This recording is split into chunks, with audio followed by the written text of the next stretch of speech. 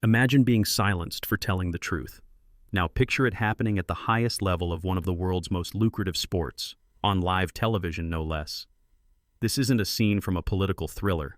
This is the real-world drama playing out in English football, where stadium gates have suddenly become battlegrounds over who gets to speak and who gets to decide what's said. This week, the football world was rocked when Gary Neville, one of the most prominent voices in sports broadcasting, was barred from Nottingham Forest's City Ground. The reason? Not a security threat, not a paperwork error, but his outspoken criticism of Forest's owner, Evangelos Marinakis. In a move that stunned both fans and the media, Forest flat-out refused to let Neville in. Even Sky Sports, the broadcast giant, admitted they'd never seen anything like it. But is this just a football spat, or the tip of a much deeper crisis? Are we witnessing the first domino in a chain reaction that could reshape the relationship between clubs, the media, and free expression itself? What's at stake when powerful owners can decide who gets to commentate, and what happens to the game when criticism is no longer welcome? Let's break down how this all unfolded, why it matters far beyond the pitch, and what it might mean for everyone from sports fans to business leaders, and anyone who values the right to speak truth to power. First, who are the key players in this showdown, and how did we get here? Gary Neville is no ordinary pundit. Former Manchester United stalwart, team captain, Champions League winner, and now arguably the most influential voice in British football broadcasting. He's carved out a reputation for his fearlessness, calling out managers, owners, league policies, and the football establishment with the kind of candor that both wins admiration and stirs controversy. For many, Neville is the conscience of the game, direct, occasionally abrasive, but rarely, if ever, accused of pulling his punches. On the other side stands Nottingham Forest. Once a titan of English football, two-time European champions in the late 70s and early 80s, the club spent decades trying to regain past glory. Enter Evangelos Marinakis, Greek shipping magnate, owner of Olympiakos, and since 2017, the driving force behind Forest's modern resurrection. Marinakis promised investment, ambition, and a return to the Premier League. Forest's revival has been dramatic, a compelling underdog story for a storied club. But with Marinakis' muscular management style came an increasing sense of control and sensitivity to criticism. So what exactly set off the spark? Tensions between Neville and Forest's ownership had been simmering all season. Neville had publicly criticized Marinakis' pitch-side behavior, calling his on-field confrontations with head coach Nuno Espirito Santo scandalous. After a particularly heated match against Leicester, Neville's social media posts urged Nuno to quit and questioned Marinakis' leadership. To make matters worse, earlier comments by Neville compared the club's post-match statements about refereeing to the conduct of a mafia gang. It was explosive language, enough for Forest and Marinakis' legal team to demand an apology from Sky Sports. For Neville, this was par for the course. I've dished out my fair share of criticism and praise in the last 14 years of doing this job and have never come close to this unprecedented action, Neville wrote after being banned. But for Forest, this was the last straw. With the club on the brink of a showdown with Chelsea to secure Champions League football, a financial and reputational windfall, Marinakis and his team decided Neville was not welcome. No media accreditation, no access, case closed. Sky Sports, blindsided by the decision, had to reroute their entire broadcast operation, shifting coverage to a London studio. What should have been a routine top-billing Premier League match now became an international talking point. What's remarkable isn't just the ban itself, but the reaction it provoked. It's disappointing that a great club like Nottingham Forest have been reduced to making such a decision, Neville said. Sky Sports called it an unprecedented and unwelcome step. Even David Beckham, perhaps with a hint of nostalgia for Manchester United's glory days, popped up on social media, joking, "Must have been something to do with that 7-1 game back in the day." But beneath the banter, something new and unsettling was taking shape. Football, at least in England, has prided itself on robust, sometimes brutal debate. Pundits are expected to criticize, owners are expected to take it on the chin. How did we get to the point where open disagreement leads to closed gates? The answer lies in the evolving economics and politics of the sport. Modern football is big business, global audiences, billion-dollar sponsorships, and entire new industries built around data and broadcast rights. Owners are no longer just local personalities. They are international tycoons, conglomerates, and investment funds. With fortunes and reputations on the line, the stakes for public perception have never been higher. Take Marinakis. His net worth has funded Forest's climb, but also created an aura of control. Critics argue that with foreign ownership comes a different relationship to the game's traditions, less tolerance for the press, more emphasis on corporate messaging, and crucially, a quick trigger finger for perceived slights. Forest's official stance when pressed was to decline comment, but club sources hinted that allowing Neville access would foster a hostile environment, not just for the owner, but for staff and supporters. The suggestion?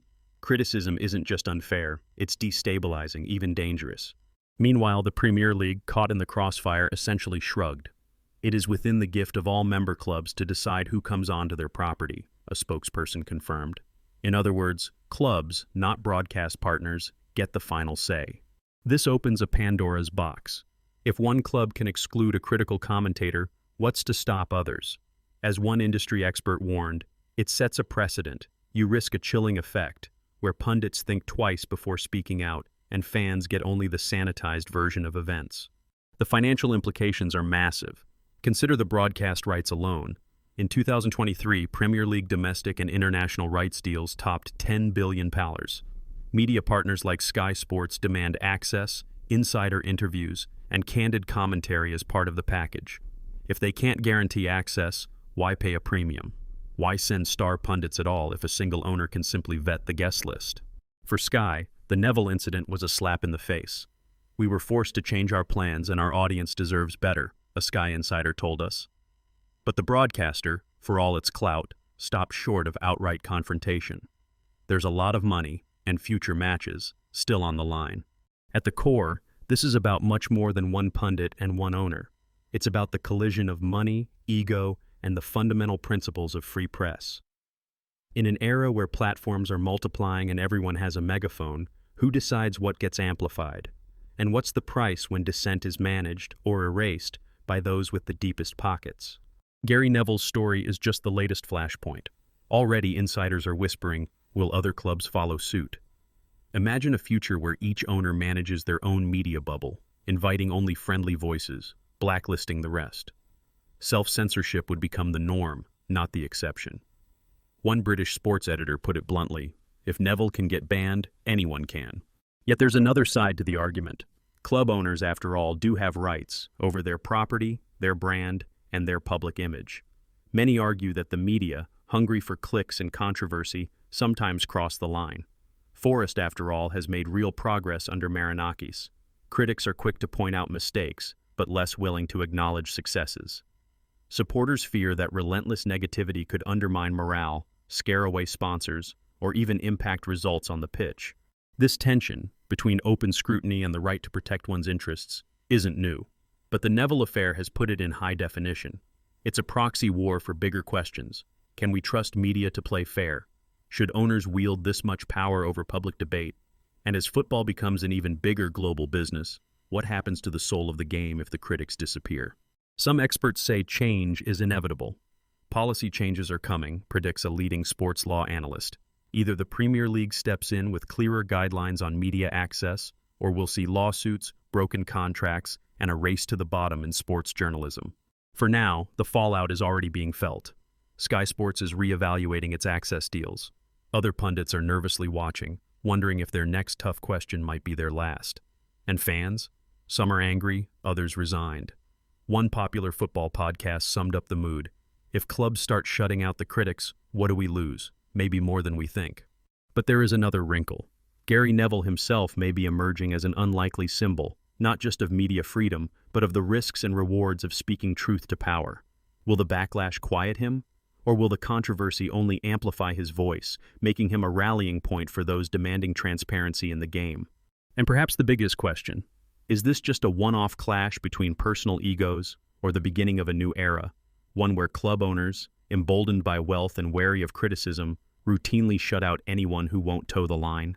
The match at City Ground may be over, but the real contest, over who gets to control the narrative in sports and beyond, is only just beginning. With club owners, broadcasters, pundits, and fans all vying for influence, is football's age-old promise of openness at risk of being locked away behind closed doors? In the second half of this story, we'll dig into how the Premier League is responding, the legal stakes for both sides, and what this could mean for sports media and free expression across the globe. But before we go there, ask yourself, if your access to the truth depended on the approval of the powerful, how much would you really know? But what happens next? The moment that Gary Neville was denied access to the City Ground, the shockwaves didn't just rattle around one Midlands stadium. They reverberated through the entire football ecosystem. Media, clubs, fans, and policymakers, all suddenly forced to confront a dilemma they'd conveniently overlooked for years. Who really holds the power in the sport's public conversation, and what do the coming years hold for football journalism?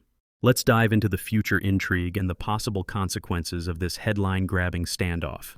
Imagine a Premier League where, in the aftermath of the Forest-Neville saga, club owners emboldened by recent events start closing ranks. Maybe a particularly outspoken journalist questions a tactical decision or an owner's transfer spending. Suddenly, their media accreditation is under review. It doesn't take many of these cases to send a chill through press rooms nationwide. The so-called chilling effect, where those whose job it is to scrutinize feel pressured to pull their punches, turns from theory into grim reality. There's precedent outside football. In other industries, from politics to entertainment, the threat of restricted access has been a powerful deterrent to fearless reporting. If football follows suit, are we looking at a future where post-match interviews sound like PR exercises instead of genuine analysis? But it's not just about censorship. There's a flip side to consider. As soon as clubs begin playing hardball with the press, the stories themselves become juicier, more controversial. That's the paradox. By barring Neville, Marinakis didn't silence criticism. He turned it into global news. Suddenly, Forest's internal issues, the owner's hands-on style, and even their communication strategy became dinner-table topics across Europe. As one media consultant put it, the more you try to control the narrative, the more you become the story. So what if, instead of scaring journalists into silence, clubs trigger a backlash? What if fans, who see themselves as the ultimate stakeholders, side with the media and demand transparency? Social media turns every ordinary supporter into a broadcaster. Restricting a pundit like Gary Neville might spark a wave of fan-generated content that's even less predictable and potentially more damaging than professional critique. Then there's the Premier League itself, caught in a delicate balancing act. On one hand, tradition says the home club decides who enters its stadium. These are private properties, after all. But on the other, the league's global appeal and value depend on robust, sometimes confrontational, media scrutiny. If rival leagues in Spain, Germany, or Italy offer more open access and attract top-tier media talent, could the Premier League's media shine begin to dim? The brand power of English football is built on drama, on and off the pitch. If clubs clamp down, do they risk dulling the product? And let's not forget the looming legal questions. UK law ultimately gives significant autonomy to property owners, including football clubs. But what happens if an aggrieved journalist or outlet claims unfair discrimination, or even seeks damages for lost income or reputational harm? A single high-profile legal victory could set a precedent, forcing the league to establish consistent rules rather than leaving it to the whims of individual owners. There's also the business angle. Media outlets invest huge sums to broadcast the Premier League. If those relationships grow fractious, could Sky Sports, BT, or even international platforms start demanding contractual guarantees of access? As one Sky executive reportedly warned off camera, "We're not just buying goals, we're buying stories. No access, no stories, less fan engagement, and ultimately, less money for everyone." A final future twist. By being cast as a martyr for media freedom, Gary Neville's voice just got a whole lot louder. His podcast, his social channels, and his influence have only grown thanks to this drama. Could we be witnessing a shift where pundits become independent brands, sometimes at odds with the clubs and the league that made them famous? One well-placed football journalist summed it up. Neville's ban made him bigger than ever. Every owner, take note, trying to muzzle critics can backfire spectacularly. So, what does this all mean for you, the engaged football fan, the curious viewer, maybe even the aspiring journalist or sports executive? The Gary Neville Nottingham Forest flashpoint is more than just tabloid fodder. It's a masterclass in power dynamics, public relations, and the evolving role of free speech in sport. Here's the first lesson. Always follow the money, but never forget the message. Clubs are big businesses, but their reputations, good and bad, depend on how they handle scrutiny. If an owner cracks down on legitimate criticism, supporters should ask, What are they so afraid of? As the late investigative reporter David Walsh once said, truth doesn't disappear just because you bar the front door. Second, recognize the value of independent voices, even when they sometimes misfire. Gary Neville's style isn't everyone's cup of tea, and sometimes he pushes the line. But without strong, independent punditry, football's narratives would be sanitized and bland. Remember, it's these authentic, unscripted moments, Neville's rants, heated debates, unflinching questions, that make the sport feel real and relatable. When access is restricted, everyone loses: the fans, the journalists, and ultimately, the clubs themselves. Third, if you're a consumer of sports news, and who isn't these days, cultivate a healthy skepticism. When a club suddenly bans a media figure, ask yourself, is this really about fairness and respect, or is it about stifling uncomfortable truths? And as clubs, leagues, and broadcasters inevitably spin their side, look for the facts underneath the PR gloss. As this saga shows, the real story is often what hasn't been said, or who hasn't been allowed to say it. Fourth, pay attention to the wider implications. Today, it's Gary Neville and Nottingham Forest. Tomorrow, it could be another club, another league, or even another sport. The precedent set now will influence how open or closed the sporting world becomes. Fans, sponsors, and even players have more power than ever to push for transparency. Want to protect the sport's soul? Make your voice heard on social platforms, fan forums, and direct club engagement. And here's an insider tip, the so-called secret fact the cameras rarely catch. Many clubs quietly maintain lists of unwelcome guests, media figures, sometimes ex-players, and even local reporters, who receive the cold shoulder not for what they did on the pitch, but for what they said off it.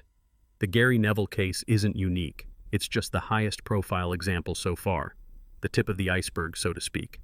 If you ever notice a familiar face missing from broadcast coverage, don't assume they're on holiday. They might just be on the wrong side of the boardroom. As we bring this deep dive to a close, it's time to answer the big question. Is this the dawn of a more restricted, tightly controlled football media landscape, or the spark that finally pushes the game's institutions toward greater openness and accountability? The answer, as it so often is in football, lies somewhere in between. The immediate risk is real. More clubs may test their power, more journalists may pause before speaking their minds, and the lines between fair criticism and club loyalty will blur further. But the backlash, both from fans hungry for truth and media outlets unwilling to be silenced, means the story isn't finished yet. Expect debate, expect legal wrangling, and expect more high-profile showdowns. Maybe next time it's not a pundit, but a fan vlogger or a respected journalist. The boundaries are being redrawn before our eyes. If the Premier League leadership is wise, they'll recognize the need for new, clearer policies, ones that safeguard both club rights and the irrepressible tradition of British football journalism. So what can you do? Stay informed, support independent voices, demand transparency from the teams you love. And remember, every story, every controversy, every ban or backlash is a reminder. Football isn't just about what happens for 90 minutes on the pitch. It's about who gets to tell the story when the final whistle blows. If you found this deep dive eye-opening, let us know what you think. Should clubs have the right to ban critical pundits, or should media freedom always come first? Who really wins when the microphones go silent? Drop your thoughts below, subscribe for more behind-the-scenes football analysis,